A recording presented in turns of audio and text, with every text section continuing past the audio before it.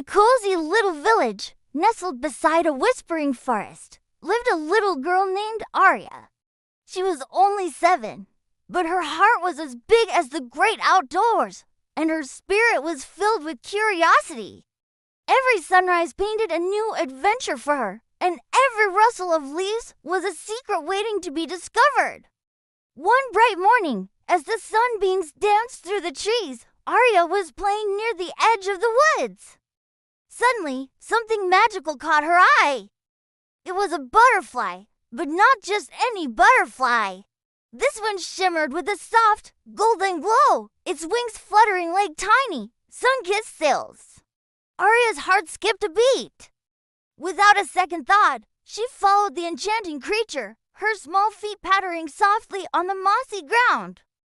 Deeper and deeper into the forest she went, her world filled with the gentle hum of nature. The air was sweet with the scent of pine and damp earth, and the cheerful chirping of birds was the only music she needed. The glowing butterfly led her on, flitting from flower to flower, a tiny beacon of light in the vast, green wilderness. Aria felt a sense of wonder she had never known before, completely captivated by the magic unfolding around her. But as she ventured further, the forest began to change. The trees grew taller and closer together, their branches weaving a thick canopy that blotted out the sun. The cheerful light of the morning faded into a dim, mysterious twilight. The glowing butterfly, her only guide, danced one last time before vanishing into the shadows. Suddenly, Aria felt a chill. She looked around, but everything looked the same. The familiar path was gone. She tried to retrace her steps, but every tree looked like the last. The sun began its slow descent, painting the sky in hues of orange and purple, and long, dancing shadows stretched across the forest floor. A knot of fear tightened in her tummy. She was lost. For a moment, panic set in. She wanted to cry, to call out for her parents. But then, she remembered their words, spoken on many evenings by the warm glow of the fireplace. If you ever feel lost, my dear Aria, stay calm. Be still and listen. Nature has its own language, and it will always guide you if you listen with your heart. Taking a deep breath, Aria sat down under the sprawling roots of an ancient oak tree. She closed her eyes and listened. She heard the gentle rustle of leaves, the distant hoot of an owl, and the soft sigh of the wind. In the quiet of the forest, she found a strange sense of peace. She wasn't alone. The whole forest was alive around her. Just as she started to feel a glimmer of hope, a soft shuffling sound came from a nearby bush. Aria's eyes snapped open. Peeking out from behind a fern was a small, white rabbit with twitching whiskers and kind, dark eyes. Aria held her breath, not wanting to frighten it. To her astonishment, the rabbit hopped closer and spoke in a voice as soft as dandelion fluff. "Do not be afraid, little one," it said. "You are safe here. The forest helps those who respect it." Aria stared, wide-eyed. A talking rabbit. It felt like a dream. The rabbit introduced himself as Pip. He saw the worry on Aria's face and gave her a reassuring nod. "You have a good heart," he chirped. "I can see it. I will help you find your way." A wave of relief washed over Aria. She wasn't scared anymore. With her new friend hopping happily beside her, they set off together, their path lit by gentle sunbeams filtering through the leaves. Pip showed her where the sweetest wild berries grew and which flowers opened their petals to the evening sky. The journey had begun. Their path soon led them to the bank of a wide, rushing river. The water tumbled over smooth stones, creating a song that was both powerful and beautiful. Aria looked across. The other side seemed so far away. How would she ever get across?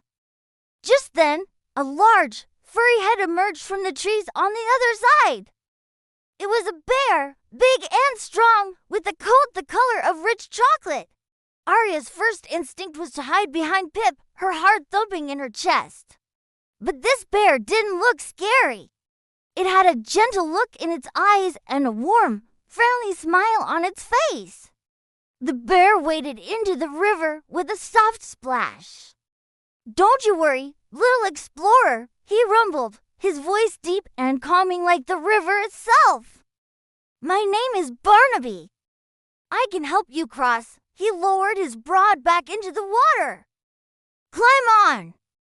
I'll give you a ride." Hesitantly, Aria did as he said. His fur was surprisingly soft and warm. With Barnaby carrying her and Pip perched safely on his head, they crossed the river. The cool spray of the water felt refreshing on her face. As they journeyed, Barnaby told her stories of the forest, of courage found in unexpected places, and of the unbreakable bonds of friendship. Listening to him, Aria felt a new strength growing inside her. She wasn't just a lost little girl anymore. She was a brave explorer. By the time they reached the other side, the last sliver of the sun had disappeared, and the forest was draped in the deep blue blanket of night. The world grew quiet and dark. Aria shivered, not from cold, but from the vastness of the night. But then, something magical happened. One by one, tiny lights began to appear in the trees. Soon, the entire forest was filled with hundreds of glowing birds, their feathers shimmering with a soft, ethereal light. They looked like a constellation of stars had come down to rest in the branches. Then, they began to sing.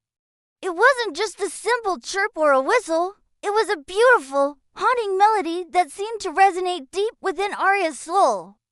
The song was full of warmth and love, and it reminded her of the lullabies her mother used to sing.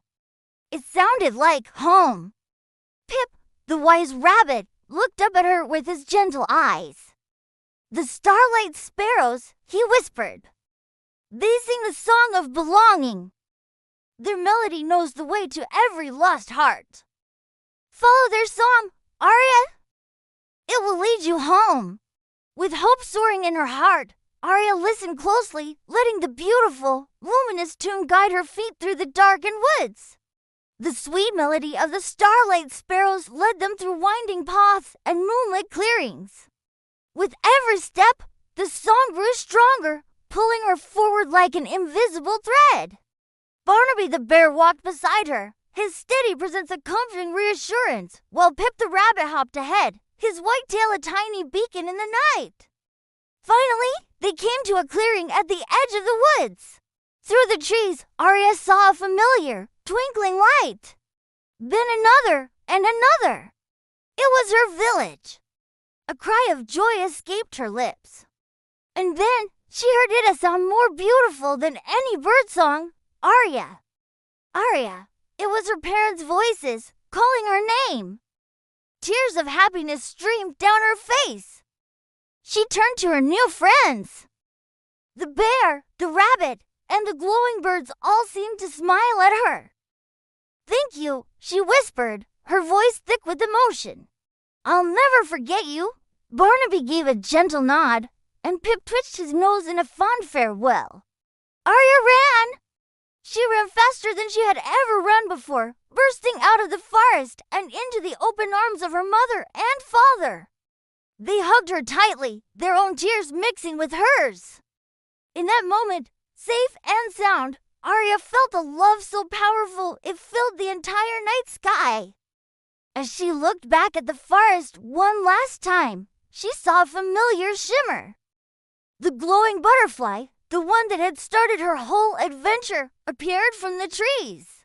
It circled her once, then landed gently on her outstretched hand, its wings pulsing with a soft, warm light, as if to say goodbye.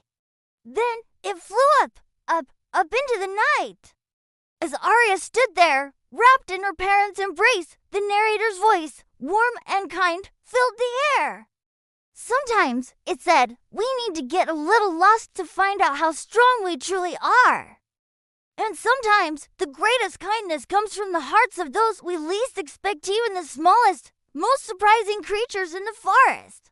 Aria looked up at the twinkling stars, a peaceful smile on her face. She knew she would carry the magic of the forest and the memory of her brave and gentle friends in her heart forever. The adventure was over, but the lesson had just begun. The forest had not just shown her the way home, it had shown her the way back to herself.